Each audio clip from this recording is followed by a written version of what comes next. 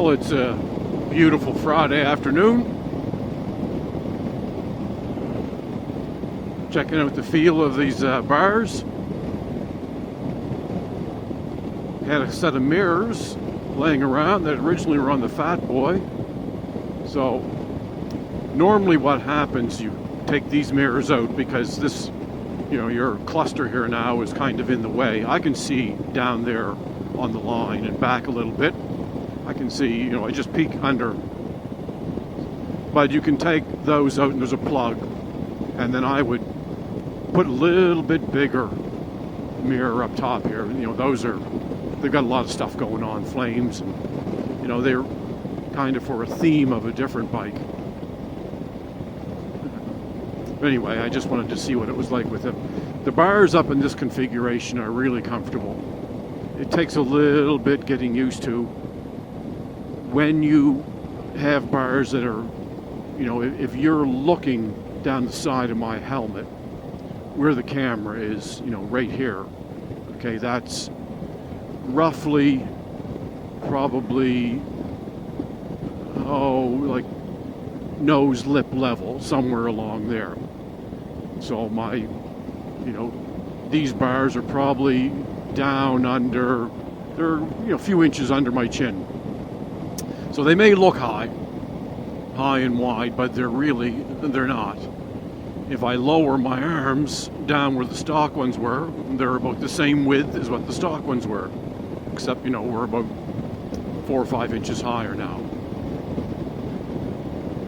What happens with a lot of people when they get bars like this, they tend to straighten their arms out, curve their back, and they get that, that, I call it the biker slouch. You kind of round your back, drop yourself down, you go into that cool look. You think it looks cool, when you see it a lot.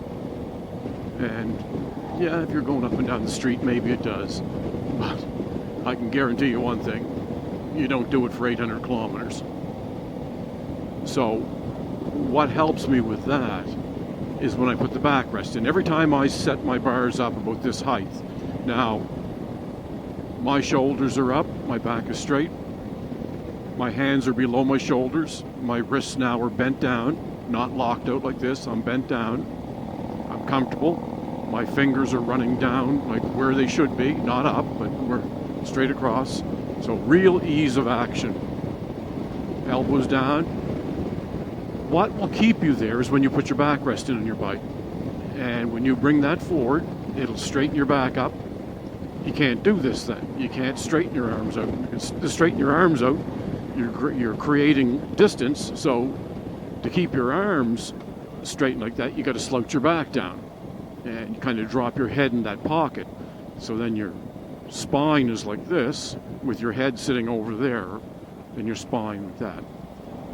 Not comfortable.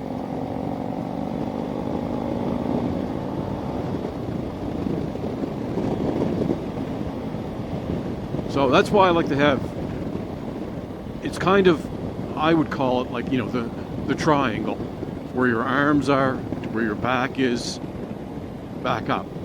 A real nice, comfortable position.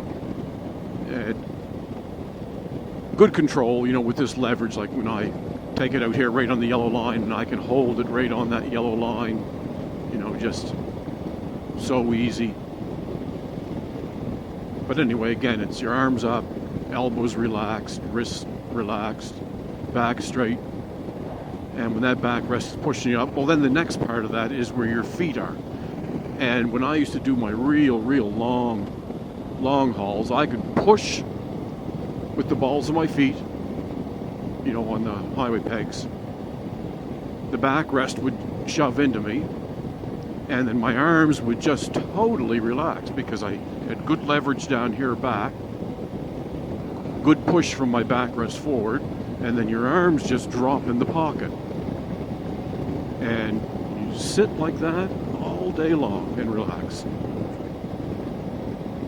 But if you don't have your backrest, you kind of have to watch it because you get that Harley slouch. Arms up in the air like Clyde the ape, your back bent, and your head hung down, and your lip drool. So you got to watch that, because that's what will cause you problems.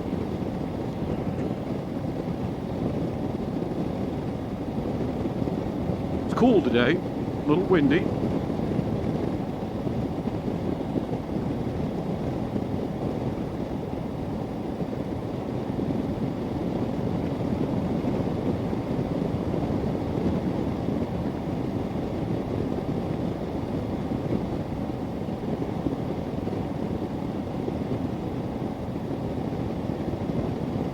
I'm on the 12,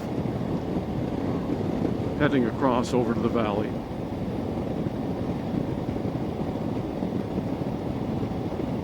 It's going to be a great weekend, 2024, so, you know, it's always warmer than what the temperature's called for, you know, from where the temperatures are taken. But anyway, if there's no wind, and it's between 20 and 24, and I'm sure inland we'll get up higher 20s, but that humidity's gone. It's going to be a great weekend for biking. I'm tempted to go up and do the Cabot Trail run. I want to go on a little bit longer trip, so my vlogging, so I don't have to just do, I guess I shouldn't say it's any different,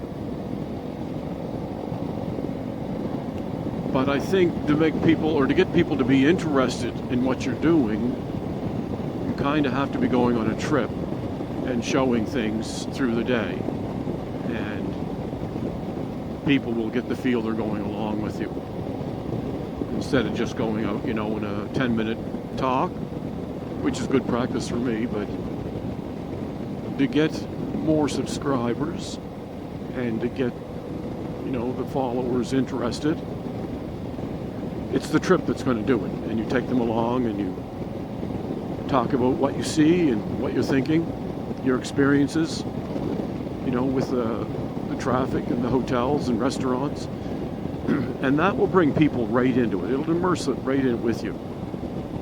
When you do a morning, maybe an afternoon, an evening talk, just 3 minutes, you know, so people don't have to watch long videos.